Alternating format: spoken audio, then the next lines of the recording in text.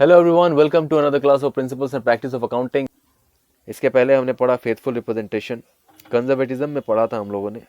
तो आपके financial statement में सब कुछ सही सही फेथफुली माने ईमानदारी से सब कुछ दिखाया जाना चाहिए। रिलायबल होने के लिए ज़रूरी है कि आपका सारा इंफॉर्मेशन जो होना चाहिए वो फेथफुली रिप्रेजेंट होना चाहिए, तभी आपका फाइनेंशियल स्टेटमेंट रिलायबल होगा। सब कुछ ईमानदारी से दिखाओगे तभी तो लोग भरोसा करेंगे आपके फाइनेंशियल स्टेटमेंट पे, अदरवाइज भरोसा क्यों करेंगे। तो ये वही पॉइंट है। अगला पॉइंट है सब्सटेंस ओवर फॉर्म।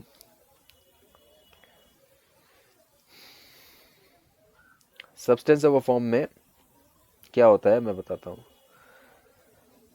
आपके फाइनेंशियल स्टेटमेंट में जो भी आप आइटम्स दिखाते हो वो उनका सब्सटेंस होना चाहिए, फॉर्म नहीं होना चाहिए। क्या मतलब? यहाँ सब्सटेंस का मतलब है रियलिटी। सब्सटेंस मतलब रियलिटी और फॉर्म मतलब लीगल फॉर्म को यहाँ फॉर्म बोला गया है। लीगल फॉर्म को यहाँ फॉर्म बोला गया है। मैं एक एग्जांपल से आपको ये समझाता हूँ, फिर आप ये पढ़ लोगे तो आपको समझ में आ जाएगा। फॉर एग्जांपल, मैंने क्या किया, अपने अकाउंट्स में ये दिखा दिया कि मैंने अपने मशीन को बेच दिया। ठीक है, मेरे पास जो मशीन था, मान लो 10 लाख रुपए का मशीन था, मैंने उसको बेच दिया, मैंने ये दिखा दिया और उसकी एंट्री पास कर दी। तो लीगली तो वो दिख रहा है कि मैंने मशीन को बेच दिया, मेरे बैंक अकाउंट में पैसा आ गया, मशीन मेरे बुक से चला गया, मैंने ऐसा करके दिखा दिया।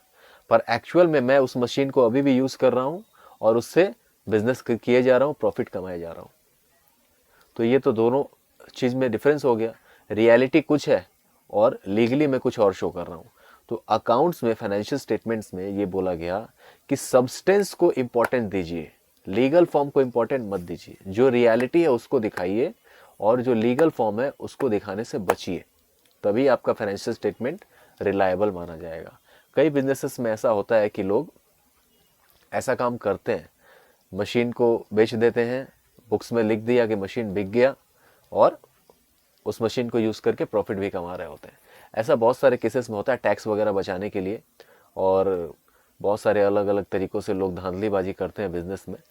तो इसीलिए ये प्रिंसिपल बनाया गया कि आपको सच्चाई दिखानी है, लीगल फॉर्म से मतलब नहीं है अकाउंटिंग को। आप बुक्स में क्या दिखा रहे हो वो तभी हम मानेंगे जब आप रियलिटी में भी शो करोगे कि हाँ, आपका जो बुक्स में अकाउंटिंग किया हुआ है वो रियलिटी से मैच होना चाहिए, वो अलग नहीं होना चाहिए। तो इसका मतलब है कि आपने जो भी बुक्स ऑफ अकाउंट्स में रिकॉर्डिंग की हुई है लीगली, उसको इंपॉर्टेंस नहीं दी जाएगी। जो उसका सब्सटेंस होगा, रियलिटी होगी, उसको इंपॉर्टेंस दिया जाना चाहिए। ठीक है, और एक एग्जांपल ले लेते हैं। मान लो एक ट्रांजैक्शन मैं बताता हूं आपको। जैसे मैंने कोई बिजनेसमैन है, किसी चीज़ का बिजनेस है, जैसे मान लो कोई कार का बिजनेस कर रहा है। ठीक है, मैंने उस बिजनेसमैन को बोला कि भैया मैं आपकी कार खरीदना चाहता हूँ। ठीक है, और इसकी कार की कीमत है 10 लाख, तो आप मेरे से 10 लाख रुपए ले लो, कार मेरे को दे दो। ठीक है, तो उसने 10 लाख रुपए मेरे से ले लिया, कार मैंने ले लिया। एक महीने बाद क्या किया, मैंने वही कार जाके उसको वापस से बोला कि भैया मैं कार ये नहीं रखूँगा, आप ये वापस ले लो कार अपनी, मेरे को मेरा पैसा दे दो। तो उसने क्या किया, मेरे को पैसा, मेरा जो 10 लाख रुपए था वो तो दिया, और साथ में मेरे को कुछ एक्स्ट्रा अमाउंट भी 1 लाख रुपए ऊपर से और दे दिया, 11 लाख रुपए दे दिया। मैंने पूछा आप 11 लाख रुपए क्यों दे रहे हो? तो उसने बोला कि मार्केट वैल्यू बढ़ गया है, गाड़ी का दाम 11 लाख हो गया है, तो आप 11 लाख रुपए ले लो। तो मैंने 11 लाख रुपए ले लिया और इसकी मैंने अकाउंटिंग कर दी कि मैंने गाड़ी खरीदा 10 लाख में और मैंने गाड़ी बेच दिया 11 लाख में। तो ये रिकॉर्डिंग कर ली। तो देख के तो यही लग रहा है कि मैंने गाड़ी खरीदी 10 लाख में और गाड़ी को बेचा 11 लाख में, बट एक्चुअल में अगर आप ठीक से देखोगे तो ये कोई गाड़ी का सेल परचेज नहीं था। ये एक्चुअल में मैंने क्या किया था, उसको 10 लाख रुपए का लोन दिया था और बदले में उसने मुझे 11 लाख रुपए चुकाया विथ इंटरेस्ट। क्योंकि ऐसा होता नहीं है कि आप किसी से गाड़ी खरीदो 10 लाख में और वापस उससे 11 लाख रुपए में 11 लाख रुपए में बेच दो उसी आदमी को। ऐसा तो होता नहीं है। तो इस ट्रांजैक्शन को देख के यही लगता है कि 10 लाख रुपया जो दिया वो लोन दिया गया और 11 लाख रुपए जो मिला उसमें 1 लाख रुपए इंटरेस्ट मिला। तो एक्चुअल में ये लोन का ट्रांजैक्शन था, कार परचेज सेल का 2 ट्रांजैक्शन नहीं था, एक ही ट्रांजैक्शन था लोन का। तो इससे पता चलता है सब्सटेंस क्या है और लीगल फॉर्म क्या है। लीगल फॉर्म कुछ अलग हो सकता है, सब्सटेंस कुछ अलग हो सकता है। तो सब्सटेंस ओवर लीगल फॉर्म बोलने का मतलब है कि अकाउंट्स में हम लोग सब्सटेंस को फॉर्म से ऊपर रखते हैं और सब्सटेंस की रिकॉर्डिंग होती है, फॉर्म की रिकॉर्डिंग नहीं होती है।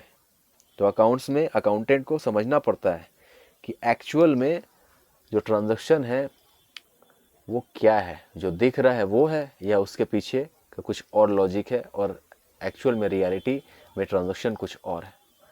अभी आपको लग रहा होगा कि ये कैसे समझेंगे हम लोग कि गाड़ी सेल परचेज हुई है तो हम लोग को लगेगा तो गाड़ी ही सेल परचेज हुई है, हम लोग कैसे समझेंगे कि लोन दिया गया है।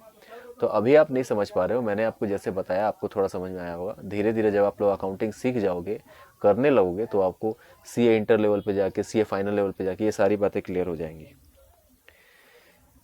इसके बाद आपके फाइनेंशियल स्टेटमेंट का जो अगला फीचर है वो है न्यूट्रलिटी, जो मैंने आपको पढ़ा ही दिया लास्ट क्लास में कि न्यूट्रलिटी का मतलब होता है किसी का भी फेवर ना लेना, अनबायस्ड होके अकाउंटिंग करना, ना इनकम को, ना एक्सपेंस को, ना असेट को, ना लाइबिलिटी को, कहीं भी एक फेवर में जाके अकाउंटेंट को रिकॉर्डिंग नहीं करनी चाहिए।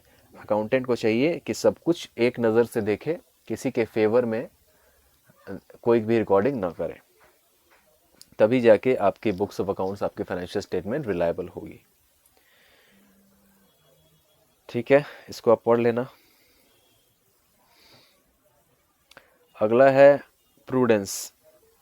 प्रूडेंस का मतलब मैंने आपको कंजर्वेटिज्म कॉन्सेप्ट में बताया था कि इसका मतलब होता है केयरफुल रहना। आप जो भी बुक्स ऑफ अकाउंट्स में रिकॉर्ड करोगे ट्रांजैक्शंस को, फाइनेंशियल स्टेटमेंट जो आप बनाओगे, बहुत ही केयरफुल तरीके से बनाया गया होना चाहिए। कुछ भी उसमें छूटा नहीं होना चाहिए, कुछ भी गलत नहीं दिखाया गया होना चाहिए। इसका मतलब यही है। और 10वां है full fair and adequate disclosure. जितने भी आइटम्स अकाउंट्स में हैं उन सभी का फुल डिस्क्लोजर होना चाहिए, कोई भी आइटम छूटना नहीं चाहिए। और फेयर एंड एडिक्वेट डिस्क्लोजर होना चाहिए, मतलब सब कुछ सही सही आप दिखाओगे, कुछ भी ऊपर नीचे बढ़ा चढ़ा के नहीं दिखाओगे और एक एक आइटम को दिखाओगे, फुल एंड फेयर दिखाओगे, कोई भी चीज़ छोड़ोगे नहीं। तो इसको भी पढ़ लेना। 11वां फीचर है कंप्लीटनेस। जितना भी आइटम आपने फुल दिखलाया, मान लो 10 आइटम है अकाउंट्स में, आपने 10 को दिखाया, तो वो 10 आइटम पूरा कंप्लीट दिखाओगे, किसी को आधा किसी को पूरा ऐसा नहीं दिखाओगे। तो वो पूरा उसका एक एक आइटम को अच्छे से पूरा कंप्लीटली शो करना है बुक्स ऑफ अकाउंट्स में, कोई भी छोड़ना नहीं है। तो इसके बारे में भी ये पूरा पैराग्राफ दिया हुआ है, ये आप पढ़ लेना। तो आई होप आपको मैं समझा पाया हूँ। टोटल कितने हमने कैरेक्टरिस्टिक्स पढ़े? मेन जो कैरेक्टरिस्टिक्स है वो 4 ही है: understandability, relevance, reliability and comparability. ठीक है, ये 4 है। इसके बाद बाकी के जो हैं वो हमने ऑलरेडी पढ़ ही लिए थे: materiality, faithful representation, substance over form, neutrality, prudence, full fair and adequate disclosures and completeness. तो ये फाइनेंशियल स्टेटमेंट के फीचर्स एंड क्वालिटेटिव कैरेक्टरिस्टिक्स हो गए। और इसी के साथ हमारा ये चैप्टर भी कंप्लीट हो गया। और ये जो लास्ट में टेस्ट योर नॉलेज है, ट्रू फॉल्स, इसको आप ज़रूर करेंगे, ये इंपॉर्टेंट है। सारे आंसर्स दिए हुए हैं, मल्टीपल चॉइस क्वेश्चन है, इनको भी आप ज़रूर कंप्लीट करेंगे।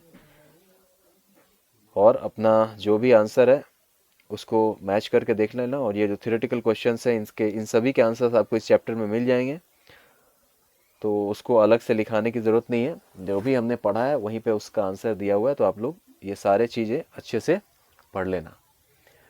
तो ये क्लास के साथ आपका ये चैप्टर भी ख़त्म हो गया। मिलते हैं नेक्स्ट क्लास में। अभी के लिए इतना ही। Abhishek Kumar Mishra signing off.